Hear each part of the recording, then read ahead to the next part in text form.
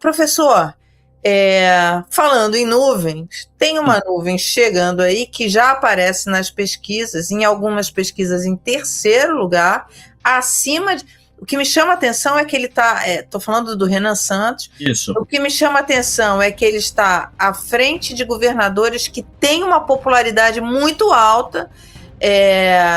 Zema e Caiado, em seus respectivos estados, têm uma aprovação alta.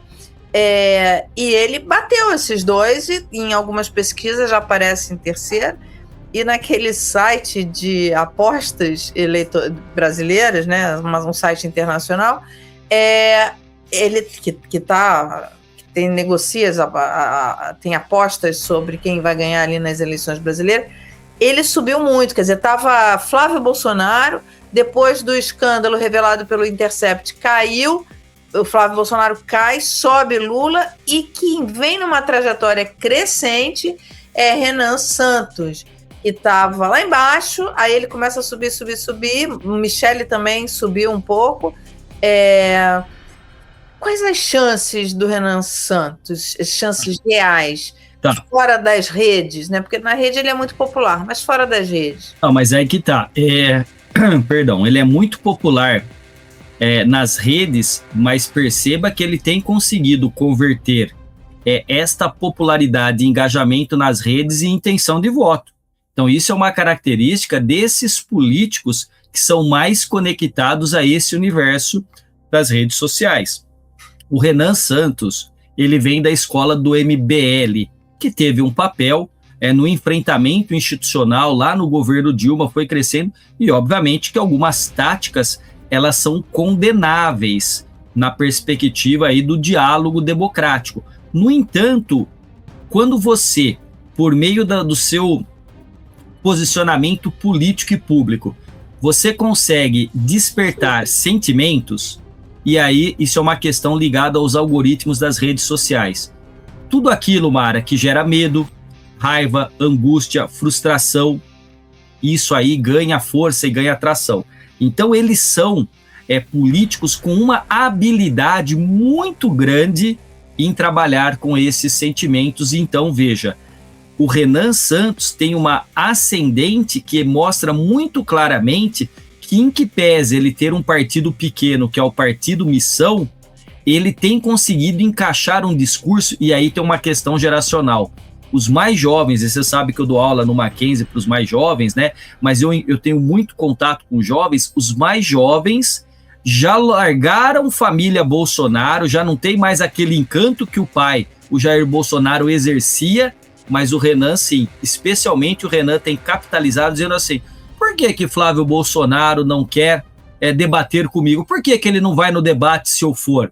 Por que ele tem medo? Ele tem medo que eu chame de corrupto? Porque ele é corrupto como Lula, ou seja, ele começa a querer encaixar um discurso da tão sonhada terceira via, né, que de um lado ataca o lulopetismo e do outro lado ataca com igual intensidade o bolsonarismo. Então as chances, me parece, que pela falta de estrutura ainda são pequenas, mas a gente não pode jamais, numa eleição e numa política, desprezar quem tem esse discurso, inclusive porque ele pode encaixar muito bem em algo que a população gosta, que é um discurso anti-establishment, um discurso contra a política tradicional, mostrando-se de fato como outsider, mostrando de fato que ele tem características de não ser enredado ou corrompido ou absorvido pelo sistema político eleitoral. Veja só, e aí eu te passo de novo a palavra, se o Bolsonaro, que estava na política há 30 anos e colocou a família inteira na política, conseguiu vender essa imagem de fora da política, imagina o Renan, que é mais jovem, ele é mais inteligente, tem essa capacidade de conexão muito rápida, muito característica da linguagem das redes sociais. E tem um ponto, né? Políticos tradicionais não estão dando o real peso e real valor à ferramenta das redes.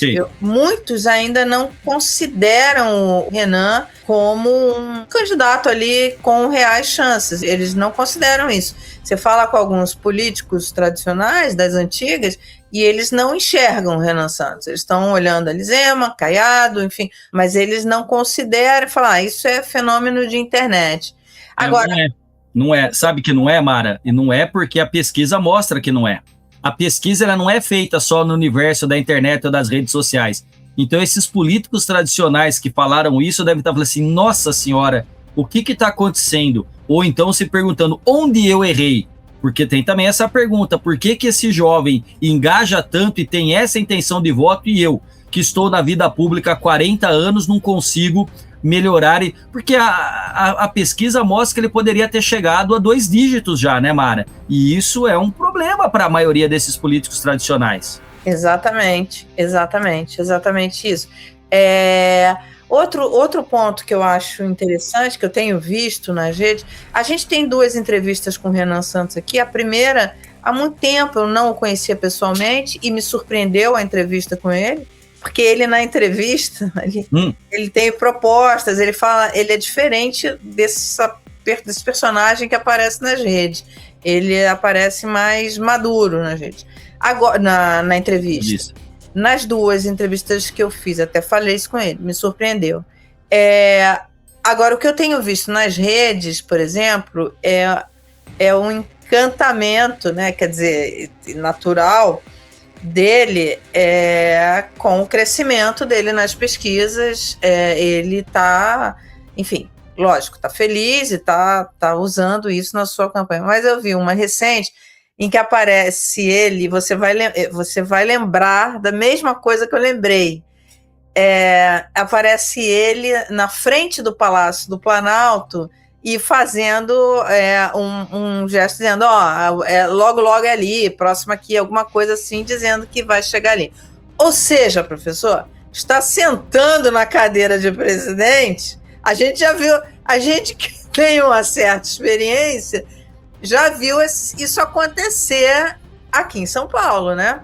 Fernando Henrique, que estava já afastado da vida pública, né, atravessando um problema de saúde aí bastante grave, né, pela sua idade avançada, ele fez esse gesto. Então, lá atrás, concorria com Jânio Quadros. Isso, eleição de 1985, Prefeitura de São Paulo, Jânio Quadros e Fernando Henrique.